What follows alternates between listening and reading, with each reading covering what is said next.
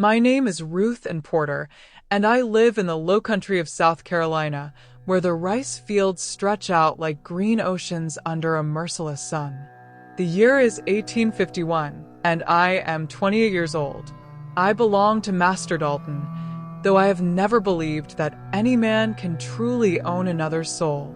My hands know the sting of rice stalks, the cold mud of the flooded fields, the endless rhythm of planting and harvesting that marks the passing of seasons. But my heart knows something else entirely. It knows the weight of fear that has pressed down on me since the day I understood what it meant to be enslaved. I have 3 children. Samuel is 9, with eyes that remind me of my own mother's, dark and questioning. Lily is 6, her laughter like birdsong on the rare mornings when joy finds its way into our cabin. And there is baby Grace, barely 2 years old, who still reaches for me in the night, trusting that I can keep her safe. It is for them that fear has become my constant companion, a shadow that follows me from dawn to dusk. Every day I wake wondering if this will be the day Master Dalton decides to sell one of them. Every night I lie awake listening to their breathing, counting each breath as if it were a prayer. The quarters where we live are a collection of rough cabins arranged in 2 rows, like soldiers standing at attention before an unseen commander. The walls are made of weathered pine boards with gaps wide enough to let in the winter wind and the summer mosquitoes. Our cabin has 1 room, 1 door, 1 window without glass. Inside, there is a fire pit for cooking, a few wooden pallets for sleeping, and the few possessions we have managed to keep. A tin cup, a quilt my mother made before she was sold away, a carved wooden bird that Samuel found in the woods and gave to Lily. Fear tastes like metal in my mouth. It smells like the sweat that soaks through my dress in the fields. It sounds like the crack of the overseer's whip in the distance, like the hounds baying when someone tries to run, like the auctioneer's voice calling out prices for human flesh. I have learned to move through my days with my head lowered, my voice quiet, my eyes averted. I have learned to swallow my anger, to hide my intelligence, to make myself small and invisible. This is how we survive, by becoming less than we are, by pretending we are nothing more than the tools they use to work their land. But lately, something has been shifting inside me. It started 3 months ago when Master Dalton's nephew came to visit from Charleston. He walked through the quarters with his calculating eyes, pointing at children, asking their ages, commenting on their teeth and limbs as if they were livestock. When he stopped in front of Samuel, I felt something crack open in my chest. Not my heart breaking, but something harder, something I had kept locked away. The nephew smiled and said Samuel would fetch a fine price in the city. Master Dalton nodded, though he said nothing was decided yet. That night, I held Samuel while he slept, and I realized that fear had been eating me alive from the inside out. It had made me cautious when I should have been bold. It had silenced me when I should have spoken. It had convinced me that the best I could do was endure, survive, outlast. But as I watched my son's chest rise and fall in the darkness, I understood that fear itself had become my greatest enemy. Not the masters, not the overseers, not even the brutal system that held us captive.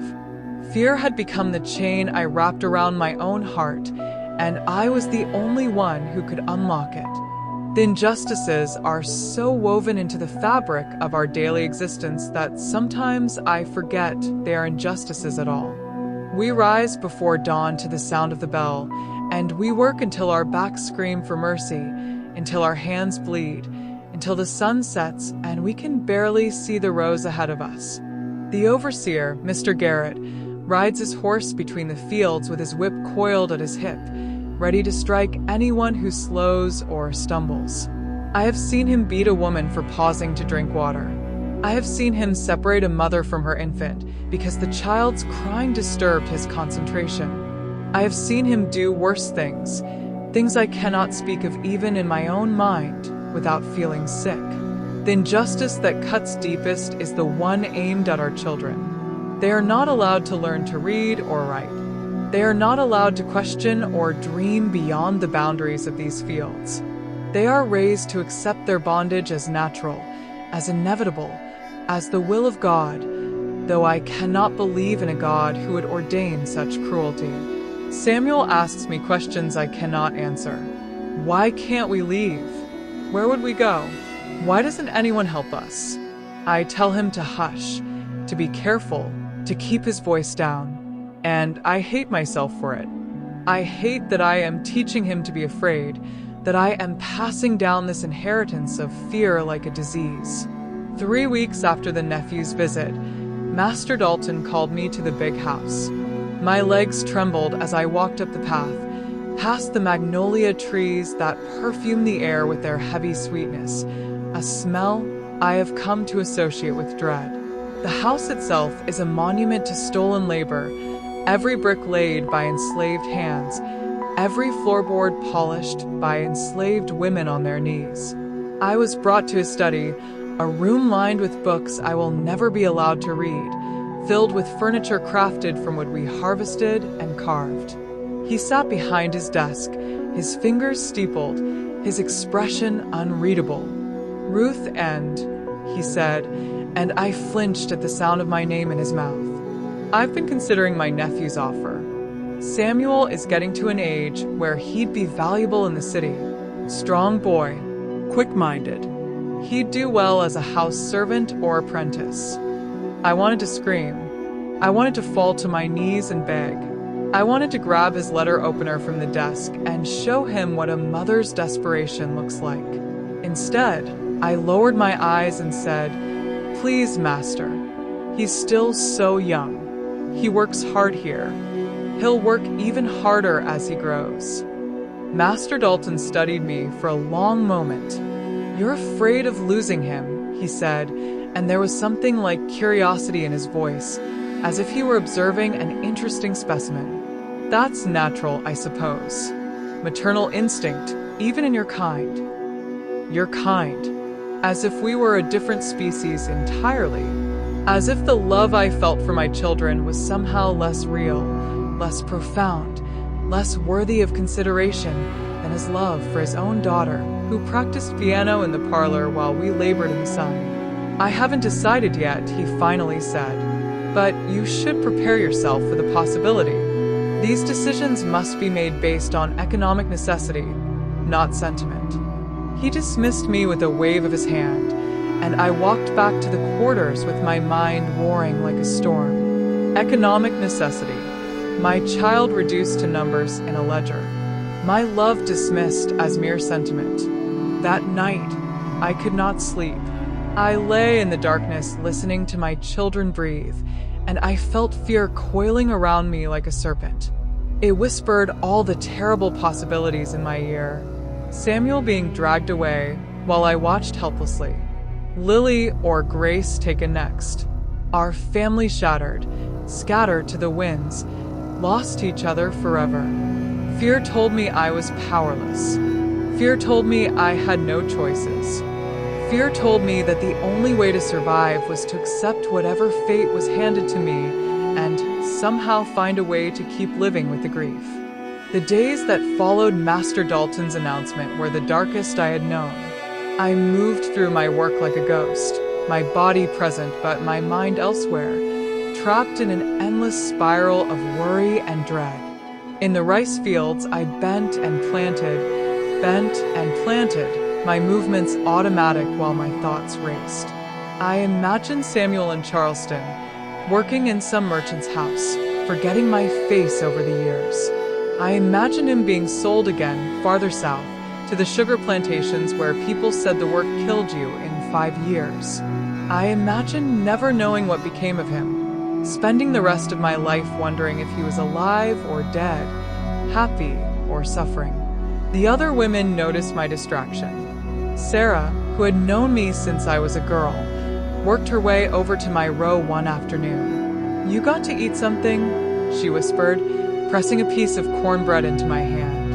"Can't help your boy if you waste away to nothing." But I couldn't eat. Food turned to ash in my mouth.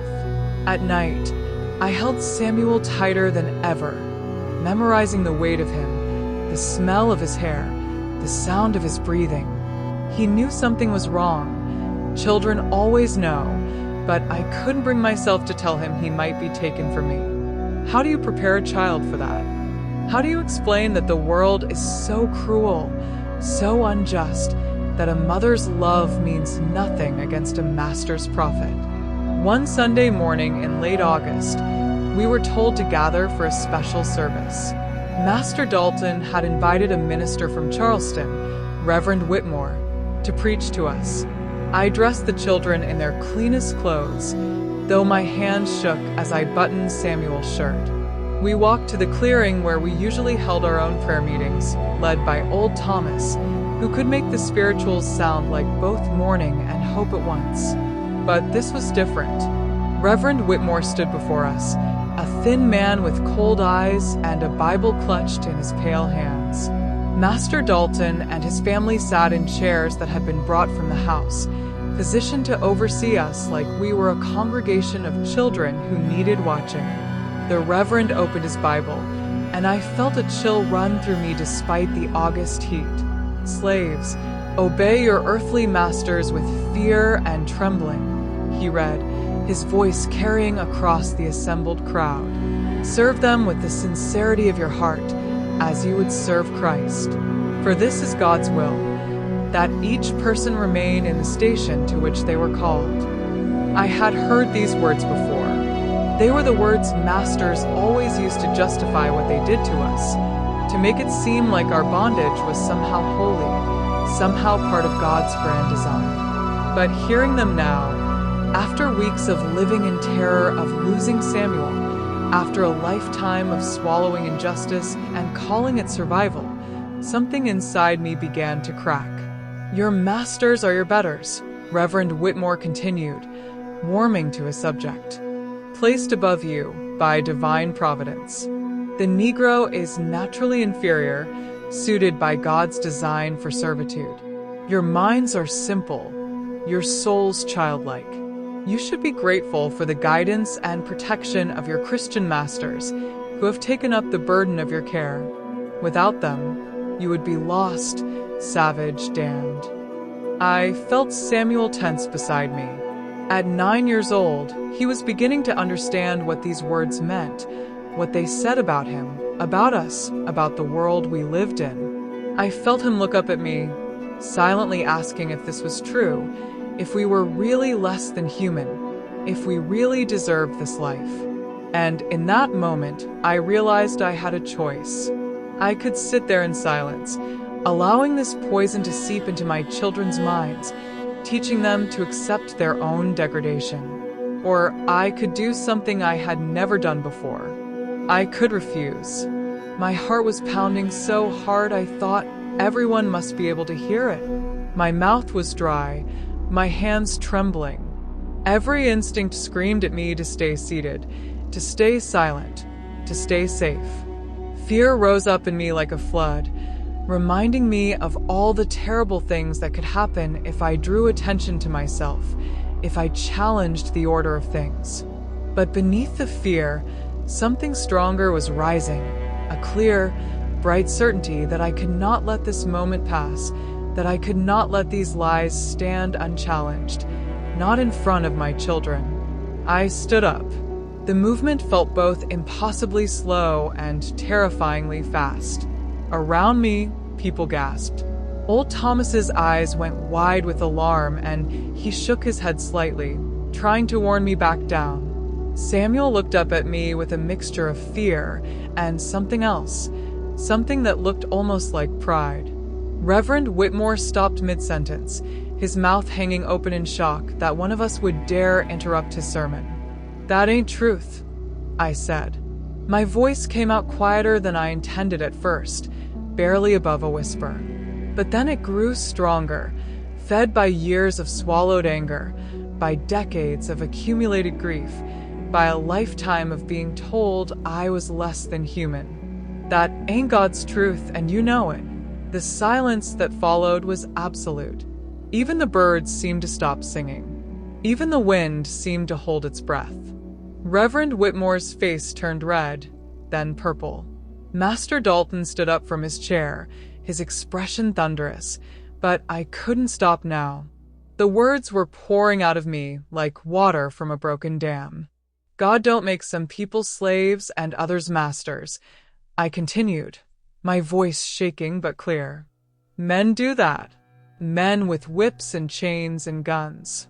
You standing there with your Bible, telling us we're less than human, telling us to accept our chains, that ain't preaching. That's just putting a pretty dress on cruelty and calling it holy. That's just trying to make us complicit in our own suffering. Silence. Master Dalton roared, striding toward me. But I couldn't be silent. Not anymore. Not when my son was sitting beside me, listening, learning, forming his understanding of himself and the world. Not when I had spent weeks drowning in fear, letting it paralyze me, letting it convince me I was powerless. My children ain't inferior, I said, and now I was speaking directly to Master Dalton, looking him in the eye for the first time in my life. They got minds just as sharp as any white child.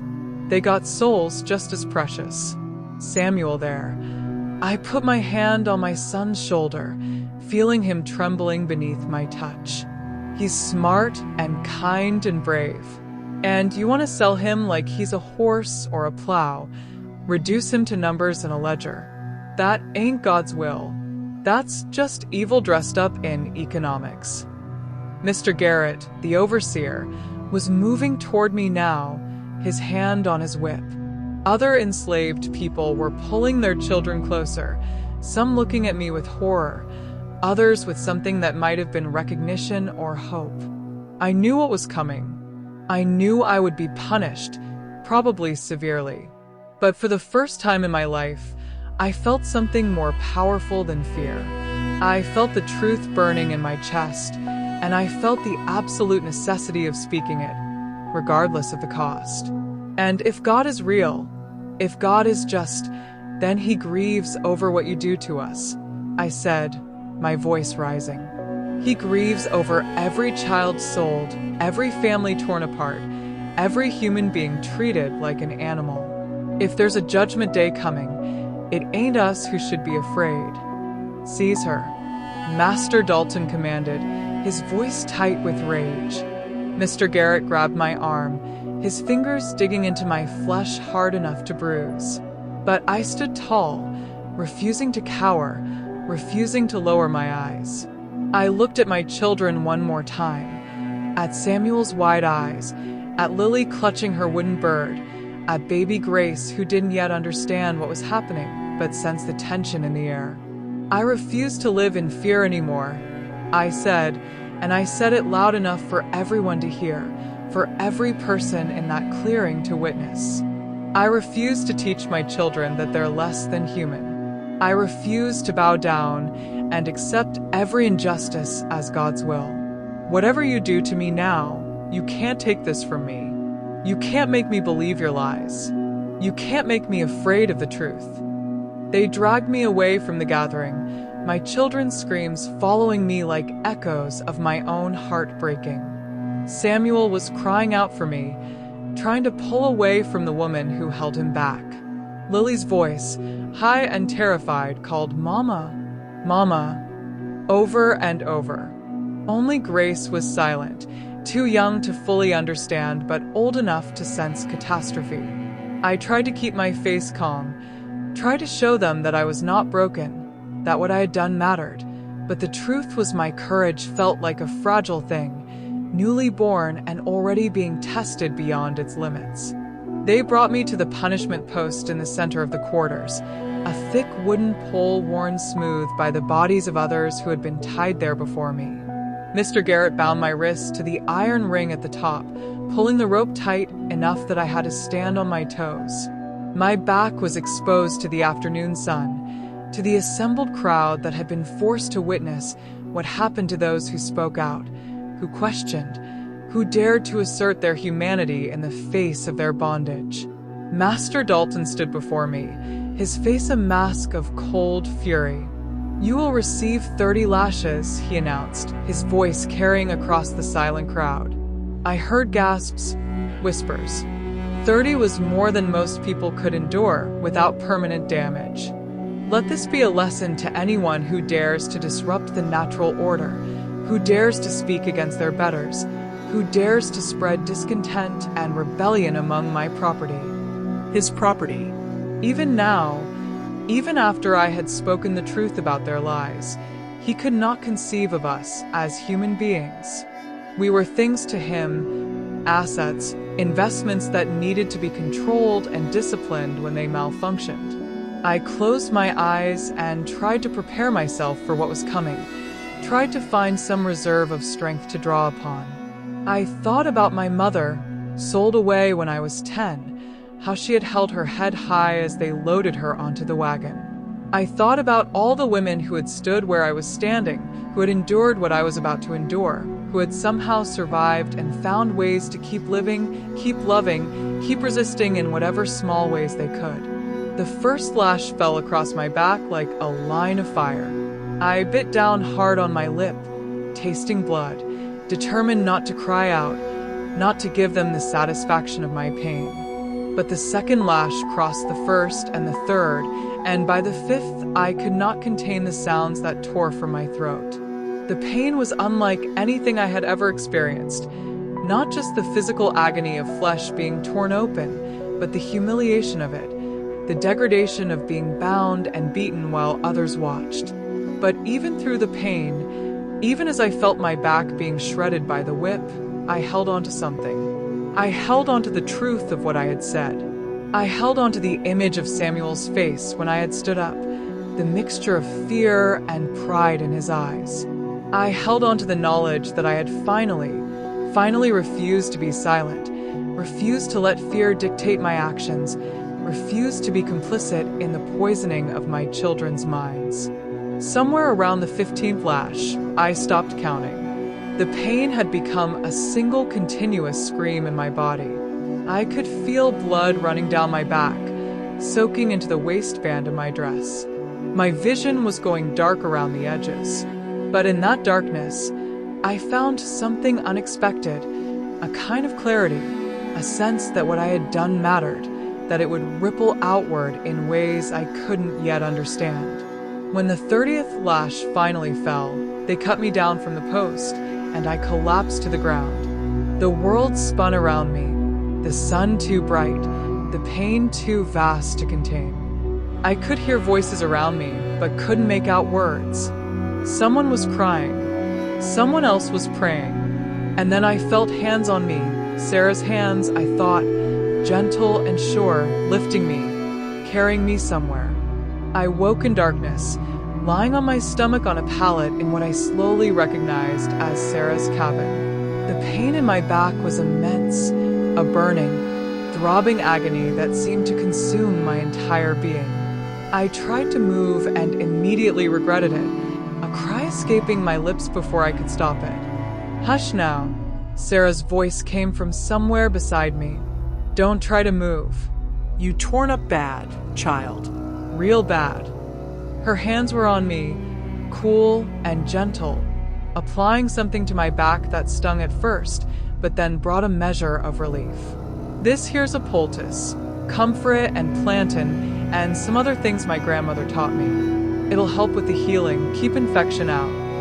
"My children," I managed to whisper, my throat raw from screaming. "Where are my children?" "They with Josephine. She's caring for them, keeping them fed and safe. Samuel wanted to come see you, but I told her to keep them away for now.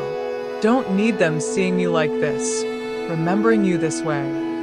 Tears leaked from my eyes, though I wasn't sure if they were from physical pain or emotional anguish. I had to stop and gather my strength. Did I make things worse for them? Will Master Dalton sell Samuel now? To punish me? Sarah was quiet for a long moment, her hands continuing their gentle work on my ruined back. "I don't know," she finally admitted. "He might, or he might not, just to prove that your speaking out didn't matter, didn't change nothing. Either way, Ruth and What's done is done. Can't take back them words you spoke. I don't want to take them back, I said, and was surprised to find I meant it. Despite the pain, despite the fear for my children's safety, despite everything, I didn't regret standing up, speaking truth, refusing to let those lies go unchallenged. I couldn't sit there anymore, Sarah. I couldn't let that man poison my children's minds, tell them they deserved this life, that they were less than human. Even if it cost me everything, I couldn't do it. I know, Sarah said softly. I saw it in your face, right before you stood. Saw something break open in you. Been enslaved 63 years now, Ruth, and I seen a lot of things. But I ain't never seen someone choose truth over survival quite like that, not in such a public way. She helped me drink some water, then something bitter that she said would help with the pain, and let me sleep. As the medicine began to work, dulling the sharp edges of my agony, I thought about what I had done and what it meant. I had not freed myself. I had not freed my children. The system of slavery remained intact, as brutal and absolute as ever. And yet, something had shifted. I had reclaimed something that had been taken from me, something I hadn't even realized was missing until I felt its return. My sense of my own dignity, my own worth, my own right to speak truth even when that truth was dangerous. Over the next 3 days, I remained in Sarah's cabin, drifting in and out of consciousness, my body fighting to heal itself. Sarah tended to me with a skill born of decades of patching up the wounded, the beaten, the broken. She changed my dressings twice a day, reapplied her poultices, forced me to drink water and thin broth even when I wanted nothing but to disappear and to sleep. On the second day, Josephine brought my children to see me, though she made them wait outside while Sarah prepared me, covered the worst of my wounds, helped me sit up slightly so I wouldn't look quite so much like I was dying. When they came in, Samuel's face was streaked with tears. He knelt beside my pallet, careful not to touch me, not to cause me more pain. "Mama," he whispered, "I'm sorry. This is my fault. If he wasn't gonna sell me, you wouldn't have." "Stop," I interrupted, reaching out to touch his face with a hand that shook. "This ain't your fault, baby. This is about me refusing to live in fear anymore. This is about me deciding that your truth, your real truth, not their lies, matters more than my safety." Lily clutched her wooden bird, the one Samuel had carved for her, and stared at me with wide, frightened eyes. "Are you gonna die, Mama?" "No, baby," I told her, though I wasn't entirely sure it was true. Infection could still set in. My wounds could fester. But I needed them to believe I would survive. Needed them to have that hope. "I'm gonna heal. Gonna take time, but Sarah here knows what she's doing. I'll be back with you soon." Little Grace reached for me, and Josephine lifted her up so she could see my face. The baby touched my cheek with her small hand, and something in me broke and healed at the same time. This was why I had spoken. This was why I had refused to remain silent.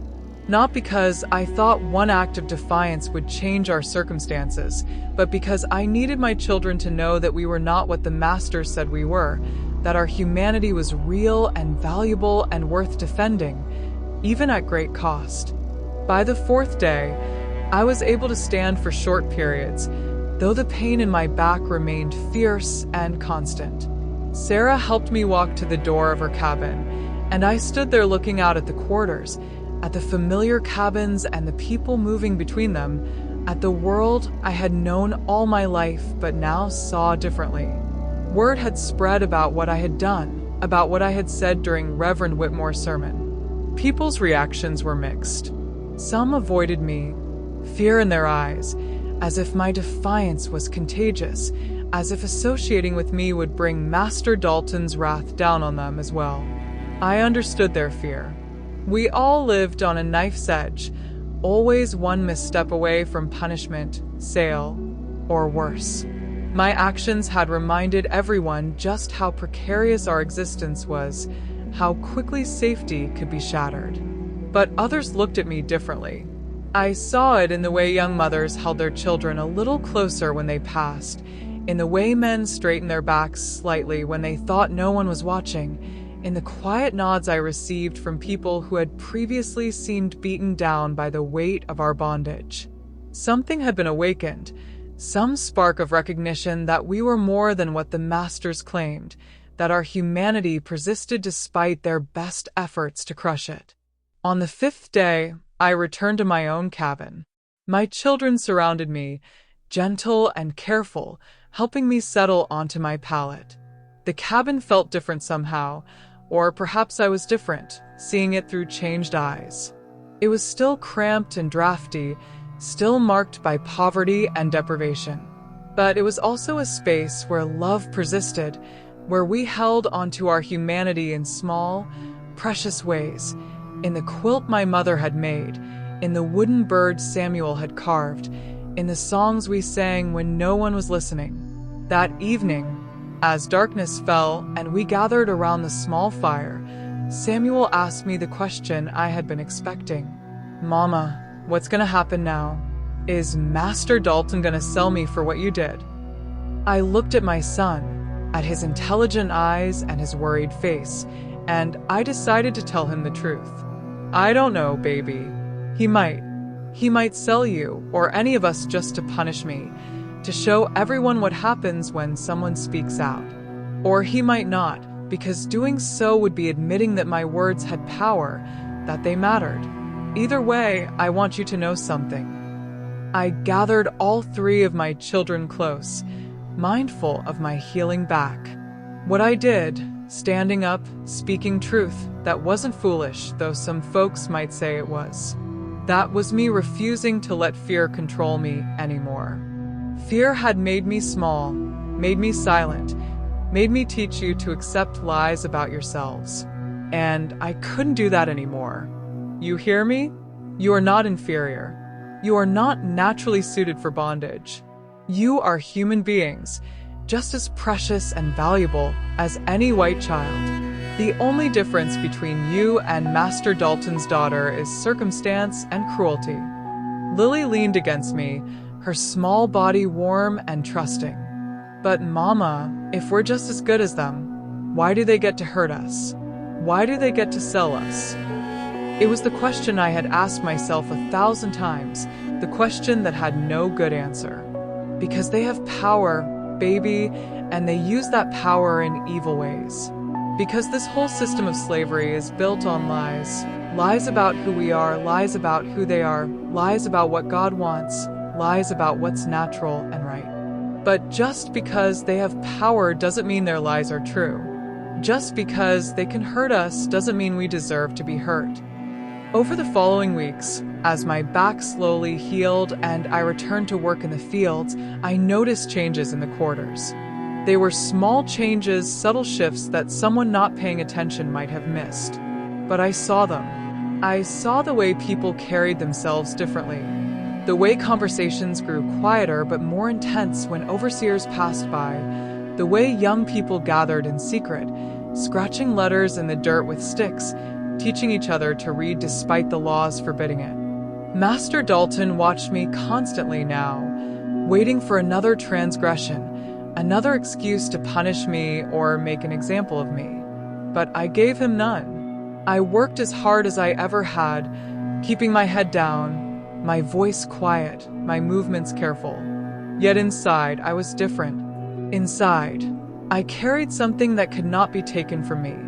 The knowledge that I had faced my fear and survived, that I had chosen truth over safety, that I had planted seeds whose harvest I might never see, but which were growing nonetheless.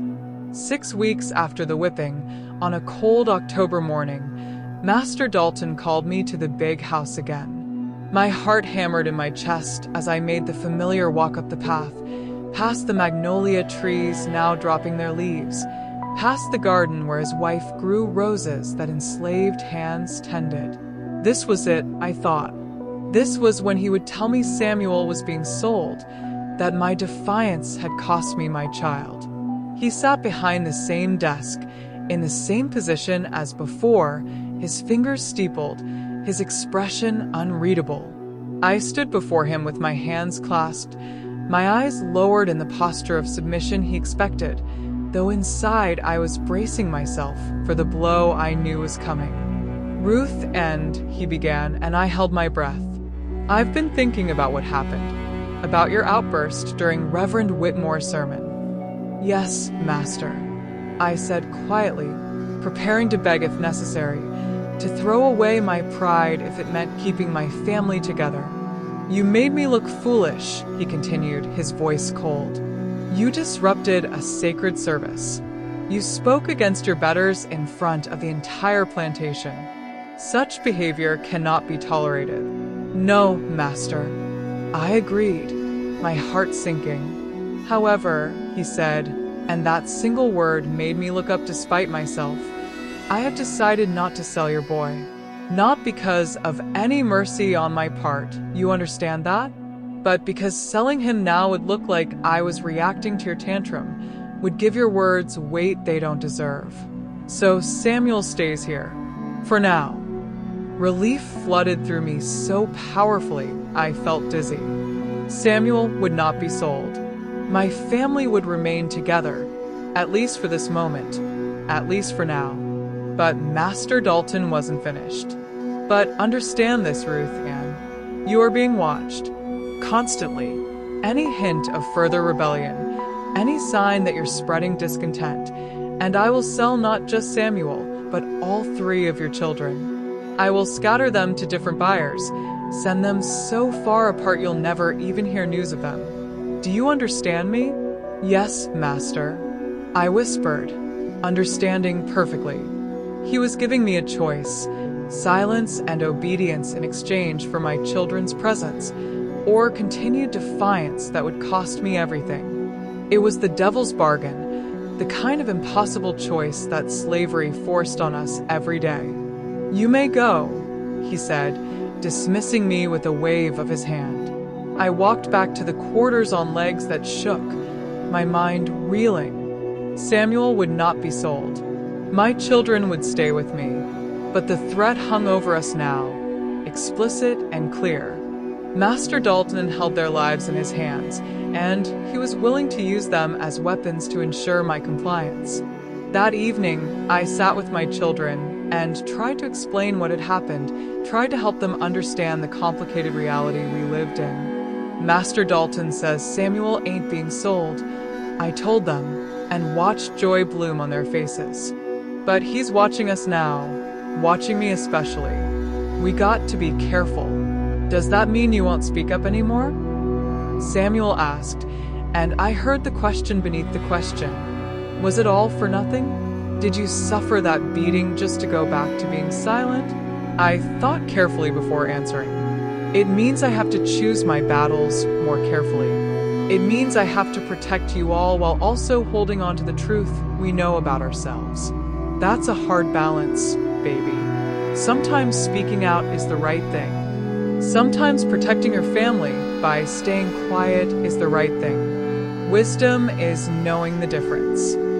But even as I said the words, I wondered if I was lying to myself, if I was retreating back into fear, if I was using my children's safety as an excuse to return to the silence that had suffocated me for so long. The truth was more complicated than any simple answer could capture.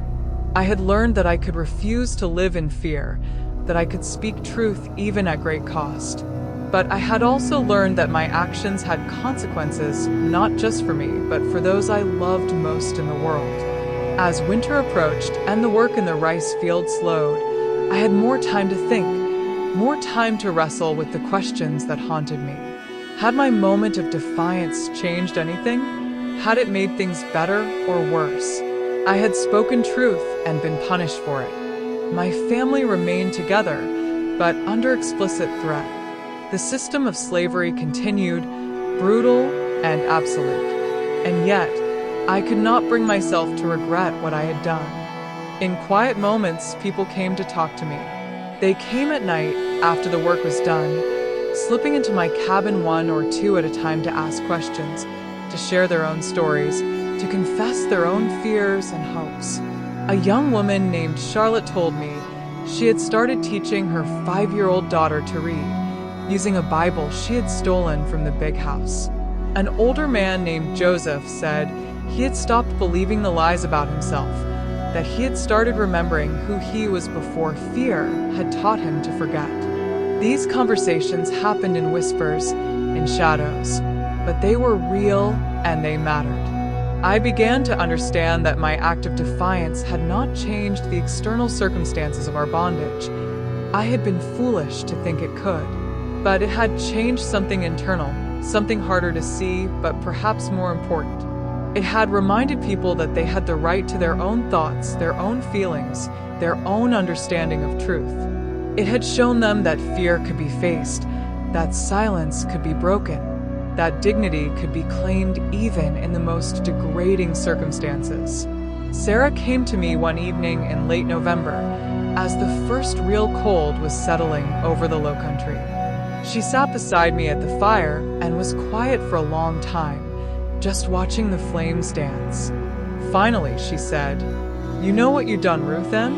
You done reminded folks that they're human, that they got minds and hearts and souls that belong to them, not to Master Dalton. That's a dangerous thing, but it's also a powerful thing.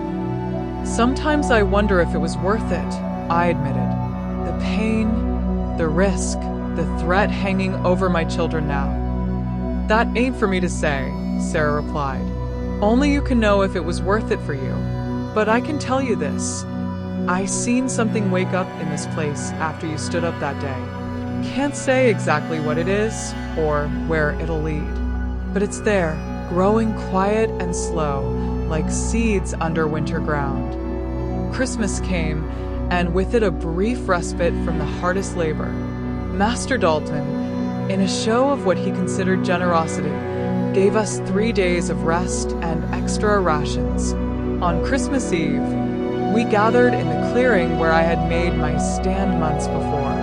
Old Thomas led us in singing, his voice rising into the cold night air, and we joined him in the spirituals that carried our pain and hope, our grief and resistance. As I stood there with my children pressed close against the cold, singing about freedom and deliverance, I thought about the journey I had taken. I had started the year paralyzed by fear, convinced that the only way to protect my children was to make myself small and silent, to swallow injustice and call it survival. But fear had been eating me alive from the inside, teaching my children to accept lies about themselves, passing down an inheritance of self-hatred and diminishment. The moment I had stood up and refused to be silent, something had broken open in me. Not my fear, that still existed, would always exist in a world this brutal. But my relationship to fear had changed. I had learned that I could feel afraid and still act, still speak, still refuse to accept injustice as inevitable. I had learned that there was something more important than safety, something worth risking everything for. And that was truth, dignity, the preservation of my own humanity and my children's understanding of their worth. The price had been high. My back still bore the scars of the whipping, raised lines of tissue that would mark me for the rest of my life. My family lived under explicit threat. My actions had not freed us or even materially improved our circumstances. And yet, I would not take back that moment if I could. Because in standing up, in speaking truth, in refusing to live in fear, I had reclaimed something that had been stolen from me, my sense of my own power, my own agency, my own right to define myself rather than accept the definitions imposed on me by those who enslaved me. As the new year of 1852 approached, I found myself thinking about the future in ways I never had before. For so long, I had lived day to day, trying merely to survive, to keep my children safe, to make it through each brutal day, without losing more than I already had. But now I allowed myself to imagine, not freedom, which still seemed impossibly distant, but something else. A world where my children knew their own worth. A world where they carried themselves with dignity despite their bondage. A world where they understood that the lies told about them were just that, lies, and that their true identity was something no master could touch or take away. I began teaching them more deliberately, more boldly. In the hours after dark, when we were alone in our cabin, I told them stories about Africa, about kingdoms where Black people had been rulers and scholars and artists. I taught them to read, using scraps of newspaper I found, risking severe punishment if we were discovered. I taught them the names of the stars and told them how enslaved people had used those stars to navigate toward freedom. Most importantly, I taught them to think for themselves, to question, to never simply accept what they were told about who and what they were. Samuel, now 10 years old, absorbed everything with a hunger that both thrilled and frightened me. He asked questions constantly, questions that showed his quick mind and his growing understanding of the injustice of our situation. "Mama," he asked one night, "if we're not inferior like they say, then slavery ain't right. And if slavery ain't right, then we got a right to resist it, don't we?" I looked at my son, at the intelligence burning in his eyes, and I saw both hope and danger. "Yes," I told him honestly, "we got a right to resist. But resistance takes many forms, baby. Sometimes it's running. Sometimes it's fighting. Sometimes it's learning to read when they say we can't. Sometimes it's just refusing to believe their lies about us. Each person has to find their own way to resist, their own way to stay human in a system designed to strip our humanity away." "What's your way, Mama?" Lily asked, curled against my side. I thought about the question carefully. "My way is refusing to let fear control me. My way is teaching you the truth about yourselves. My way is holding on to my dignity even when everything around me is designed to take it away. My way is speaking truth when I can, even when it costs me." As winter deepened into early spring, I noticed that the changes I had sensed growing in the quarters were becoming more visible. People were taking small risks they never would have before, singing work songs that carried veiled messages of resistance, deliberately misunderstanding instructions in ways that slowed down the work, gathering in secret to share news and stories and hope. Nothing dramatic, nothing that would provoke immediate retaliation, but a steady, quiet assertion of humanity, of selfhood, of refusal to be completely reduced to the tools of someone else's profit. Master Dalton seemed to sense this shift, this subtle change in the atmosphere of the plantation, and it made him nervous. He increased patrols, brought in additional overseers, instituted new rules designed to limit our movements and interactions. But he couldn't stop what had been set in motion. You cannot crush an idea. You cannot whip consciousness out of people who have remembered who they are. One morning in March, as I was working in the fields, Mr. Garrett rode past me and then stopped, circling back. He looked down at me from his horse, his expression calculating. "You've been quiet since your beating," he observed. "Learned your lesson, I hope." I kept my eyes lowered, my voice respectful. "Yes, sir." "See that you remember it," he said. "Master Dalton's been too lenient with you, if you ask me. Should have sold those children of yours, taught you a real lesson. But he's soft sometimes, sentimental." He rode away, and I returned to my work, my hands steady despite the anger burning in my chest. But I had learned something important in the months since my defiance. Anger without wisdom was just fuel for self-destruction. Fear without courage was paralysis. I needed both, the fire of righteous anger and the wisdom to channel it in ways that preserved what mattered most. I needed to be fierce in protecting my humanity while also being smart about protecting my children. It was a difficult balance, one I didn't always manage perfectly, but it was the balance I had to find.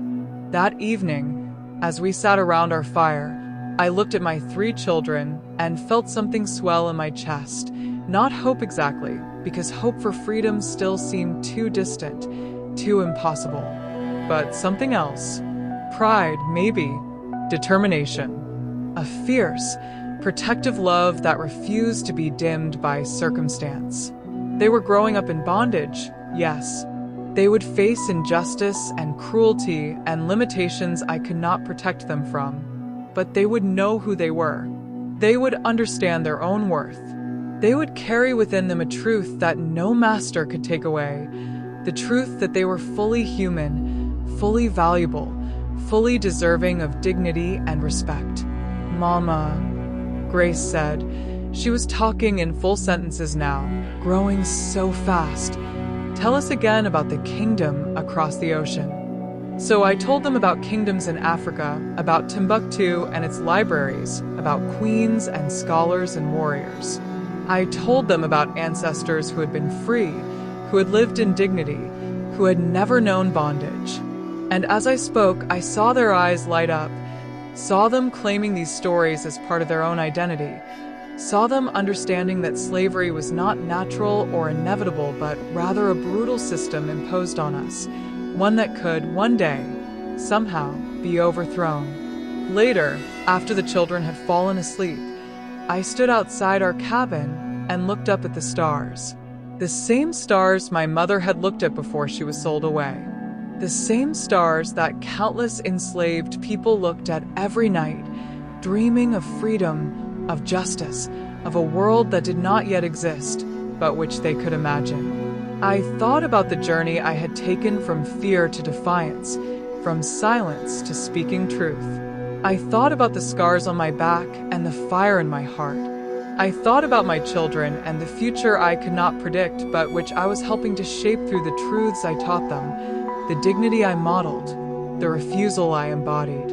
I would not see the end of slavery in my lifetime. I understood that now. The system was too vast, too entrenched, too profitable for those who benefited from it. But I would live as if freedom were possible. I would teach my children as if they had a future worth preparing for. I would hold on to my humanity as if it were the most precious thing in the world, because it was. I would refuse to live in fear, not because fear didn't exist, but because I had learned that there was something more powerful than fear, something that fear could not destroy, and that was the knowledge of my own worth, the clarity of truth, the unshakable certainty that I was a human being deserving of dignity and respect, regardless of what the law said, regardless of what the masters claimed, regardless of the chains that bound my body. The stars burned overhead, ancient and indifferent, but I stood beneath them as a woman who had chosen truth over fear, dignity over safety, and in that choice had found a freedom that lived inside me, where no master could reach it.